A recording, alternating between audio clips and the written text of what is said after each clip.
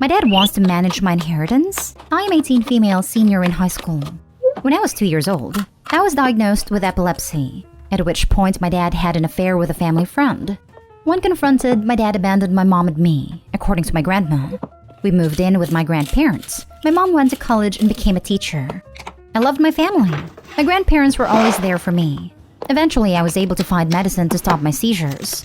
My mom worked hard. I never went without anything.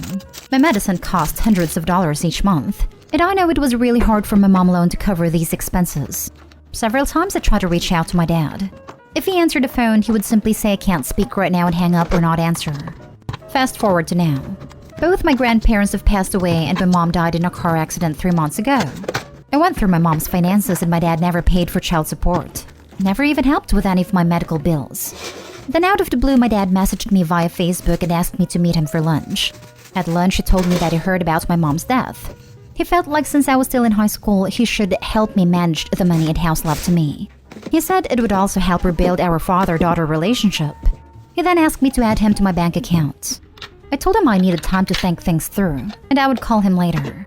Part of me feels like he's just using me now for the money, but the other half feels like if I don't allow his help, he will never speak to me again. What do I do? Storytime about how I saw my boyfriend propose to another girl in front of me. So a little background information. At the time, my boyfriend and I had been together for around 4 years. We had 2 kids together, and our relationship was pretty rocky. Within the first year of us dating, he would cheat on me all the time, and both times that I was pregnant, he would cheat on me also.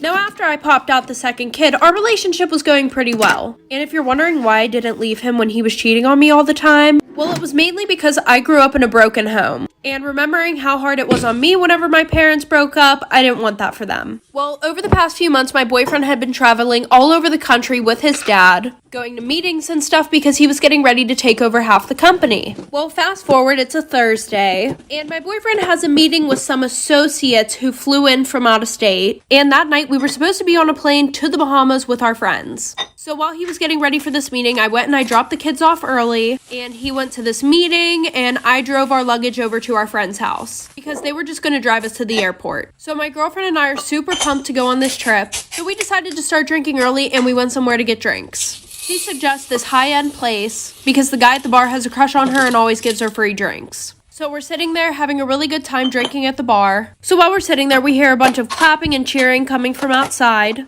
So us being drunk and nosy, we go out there to see what's going on. And what are the chances I walk out there and my boyfriend is down on one knee in front of another girl? And I'm not very confrontational whenever I drink, so I told my best friend to just take me back to her house. When we got back, it was around 6 p.m. and my boyfriend has the audacity to text me, "I'll just meet you guys at the airport." So my best friend's like, "What do you want to do? Do you want to go beat him up?" Of course I said no, so I told her and her boyfriend to just go to the airport while I figured out what I was going to do and to not say a word, which was hard for my best friend because she was confrontational as fuck. So I texted my boyfriend saying that I was sick and I just wasn't going to go to the Bahamas with them, when in reality I was packing up our whole house, leaving him with only his clothes and his shoes. So I put all the stuff in storage and I just decided to move back to my mom's house. And yes, this was in a span of a few days. So the whole time that he was gone, I was acting like everything was okay. On the last day of the trip, I sent him a text saying that I knew about everything. And I said I never wanted to hear from him again and I never wanted him to see the kids again. And he took that quite literally. I never got a text back. Well, 4 months after all this happened, I soon find out that he got a new house in North Carolina with his new wife and they have a daughter on the way. I made my dad choose between me and his new family. My father, 52, and I, 25, female, along with my 3-year-old Cocker Spaniel, Moxie, live in my mom's ancestral house that I inherited along with other assets when she died when I was 16 due to cancer.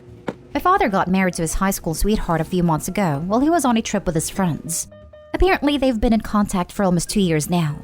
I was shocked, but it's his life, and if he's happy, then I'm okay with it. They moved in a week after the small wedding that I wasn't even invited to since I had no idea that they were even dating or that he was dating.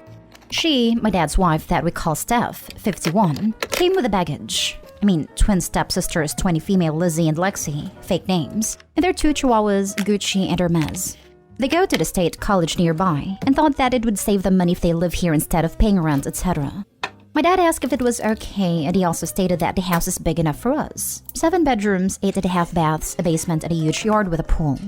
To make my dad happy, I said yes. Big mistake.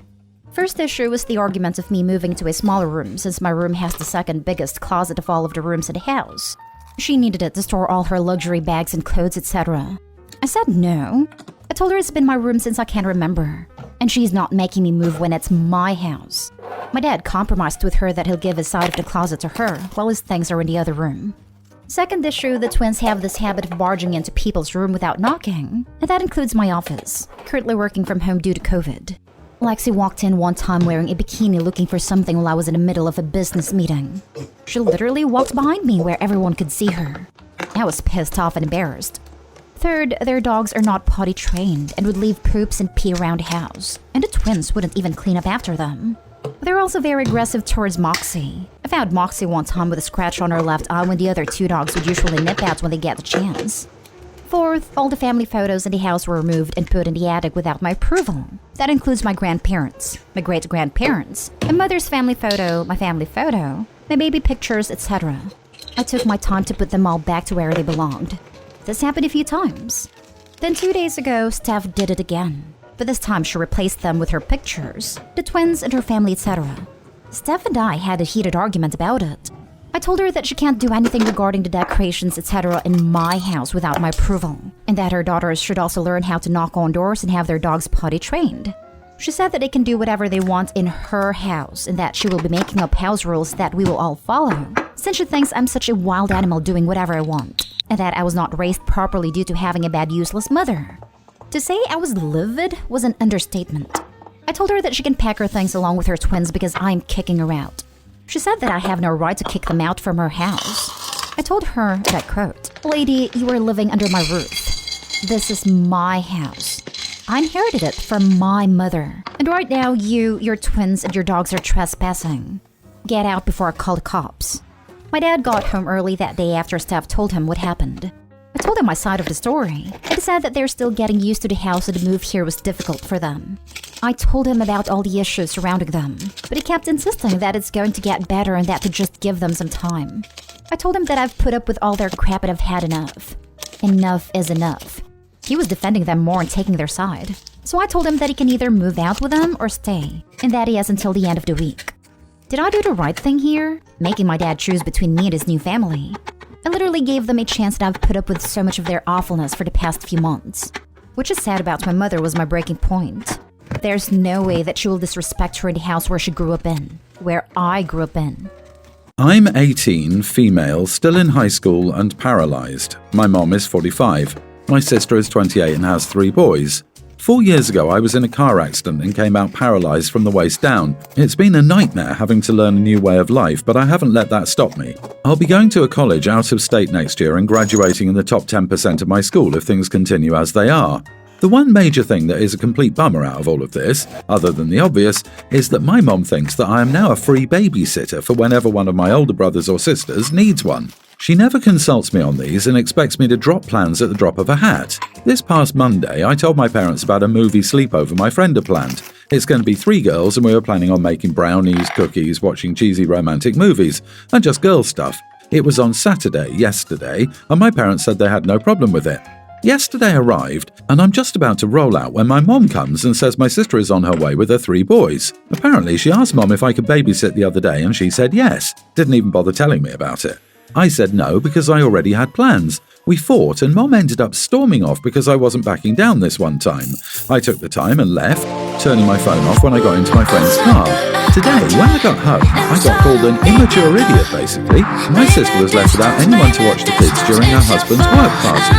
So I went back on my word that I didn't make. Mom told me that I should be grateful she gave me something to look forward to, babysitting, because I have no real social life being paralysed.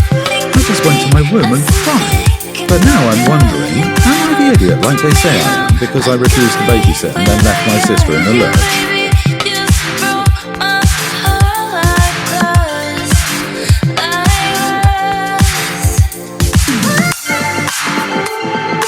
Hi guys, thank you for watching. I love you guys so much. Please like and subscribe to see more great videos. See you again.